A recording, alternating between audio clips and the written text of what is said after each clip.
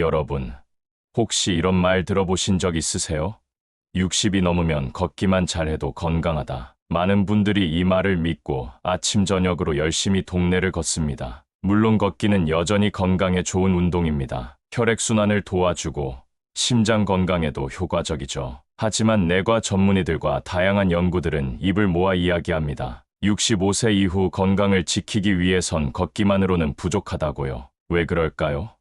바로 근감소증 때문입니다. 근감소증은 나이가 들면서 자연스럽게 근육량이 줄어드는 현상인데 65세 이후부터 본격적으로 시작됩니다. 근육은 단순히 힘을 내기 위한 것만이 아니라 우리 몸의 균형을 유지하고 낙상을 예방하며 면역 기능을 지탱하는 데도 매우 중요한 역할을 합니다. 걷기는 주로 하체의 일부 근육만을 쓰고 그마저도 반복적인 움직임에 그치기 때문에 근육량을 유지하거나 늘리기엔 부족한 자극입니다. 실제로 의자에서 손을 쓰지 않고 일어나는 동작이 힘들어졌다면 이미 하체 근육이 많이 약해졌다는 신호일 수 있습니다. 이럴 때는 스쿼트나 런지 같은 간단한 근력 운동을 시작해보는 게 좋습니다. 의자에 앉아 다리를 들어 올리는 동작도 효과적이고요. 처음부터 무리하지 않고 하루 10분이라도 꾸준히 해보면 몸이 분명히 달라집니다. 주 2, 3회만 실천해도 낙상 위험이 줄고 허벅지와 엉덩이 근육이 단단해지면서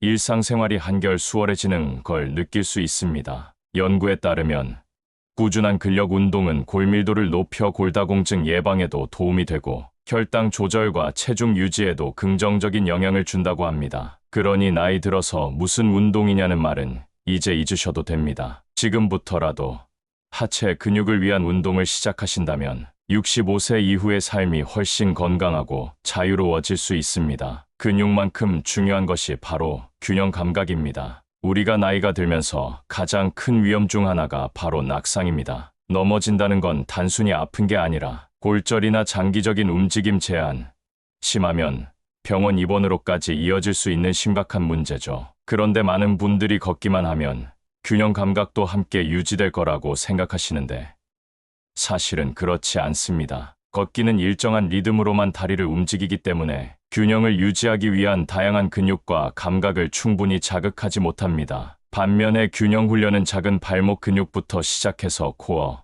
엉덩이, 심지어 시각과 귀의 평형 감각까지 다양하게 활용하게 만듭니다. 예를 들어 한 발로 서 있기, 발끝 들고 서 있기 같은 단순한 동작만으로도 몸 전체의 균형 감각이 훈련됩니다. 태극권이나 요가 같은 운동도 매우 효과적입니다. 이들은 몸의 무게 중심을 천천히 이동시키며 자세를 유지하고 조절하는 법을 익히게 해줍니다. 실제로 미국 노인의학회에서는 노년기 낙상 예방을 위해 균형 감각 훈련을 주 2회 이상 실시할 것을 권장하고 있습니다. 간단하게는 하루에 5분만 발끝을 들고 서 있거나 벽을 짚고 한 발로 서 있는 것부터 시작해보세요. 처음엔 약간 흔들릴 수도 있지만 며칠만 해도 몸이 점점 안정을 찾아가는 것을 느끼게 됩니다. 이렇게 균형 감각을 꾸준히 훈련하면 낙상 위험도 줄어들고 자신감 있는 걸음걸이를 되찾을 수 있습니다. 특히 눈을 감고 한 발로 서 있을 수 있다면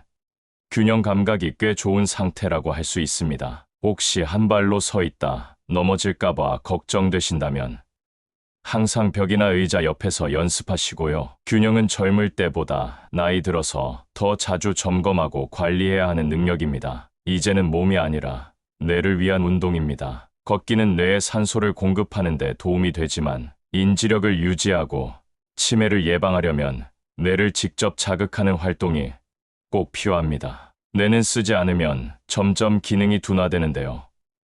특히 65세 이후엔 기억력 저하, 주의력 감소 같은 변화가 더 뚜렷하게 나타납니다. 이럴 때 가장 좋은 방법이 바로 인지 자극 활동입니다. 퍼즐 맞추기, 독서 후 요약해보기, 일기나 짧은 글쓰기, 악기 연주 같은 활동은 뇌의 여러 부위를 동시에 자극하여 신경 회로망을 더욱 활성화시킵니다. 단순히 TV를 보는 시간보다 훨씬 더 많은 뇌 활동을 요구하죠. 최근 연구에서는 일주일에 3번 이상 새로운 정보를 접하고 직접 사고하는 활동을 하는 사람들의 인지 기능이 더 천천히 저하된다는 결과도 있습니다. 또한 새로운 취미를 갖는 것도 좋은 방법입니다. 예를 들어 그림을 배우거나 외국어를 조금씩 공부해 보는 것도 뇌에 신선한 자극이 됩니다. 처음에는 어렵게 느껴질 수 있지만 새로운 것을 배우려는 시도 자체가 뇌 건강을 지키는데 큰 의미가 있습니다. 특히 손을 쓰는 활동은 뇌와의 연결을 더 강하게 해줘서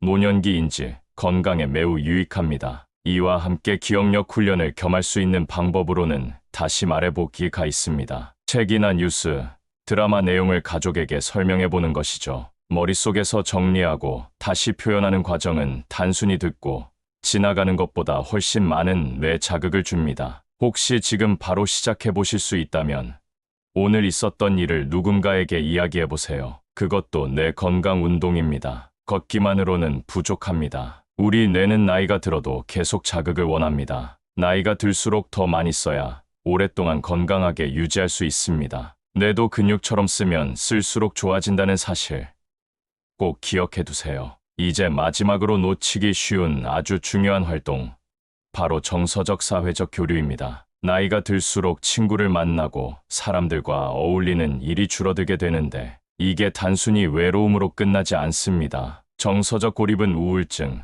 인지 저하, 심지어 치매 위험까지 높일 수 있습니다. 걷기는 혼자서도 할 수 있는 활동이지만 정서적인 유대는 사람과의 연결 속에서만 생깁니다. 가족이나 이웃, 친구들과의 대화는 그 자체로 뇌를 자극하고 감정을 안정시키는 효과가 있습니다. 주 1회 이상 누군가와 식사를 하거나 전화 통화를 하는 것만으로도 삶의 만족도가 높아지고 건강 지표도 좋아지는 경향이 있다는 연구 결과도 있습니다. 혼자 있는 시간이 많아질수록 생각이 부정적으로 흐르기 쉬운데 사람들과의 소통은 이런 부정적인 흐름을 끊어주는 역할을 합니다. 또 하나 중요한 건 바로 목적 있는 활동입니다. 단순히 만나는 것보다 무언가 함께하는 활동이 더 효과적입니다. 예를 들어 동호회에 참여하거나 자원봉사를 하거나 손주와 함께 무언가를 만들어보는 등의 활동이죠. 자신이 필요한 존재라는 느낌은 정서 건강에 큰 영향을 줍니다. 뿐만 아니라 웃음도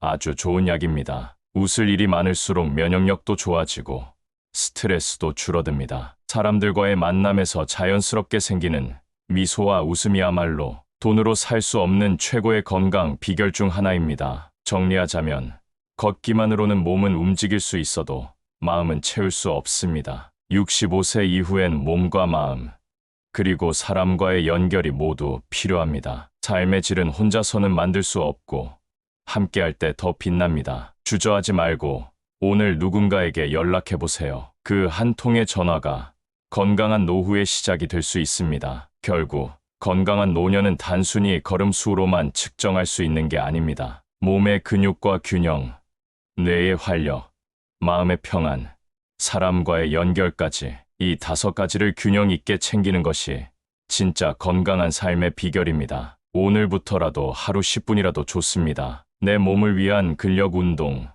내 마음을 위한 대화, 그리고 내 삶을 위한 새로운 시도를 하나씩 실천해 보세요. 여러분의 60대, 70대, 80대가 더 건강하고 활기찰 수 있도록 끝까지 함께 응원하겠습니다. 영상이 도움되셨다면 좋아요와 구독 눌러주시면 다음에 더 좋은 영상 보실 수 있습니다.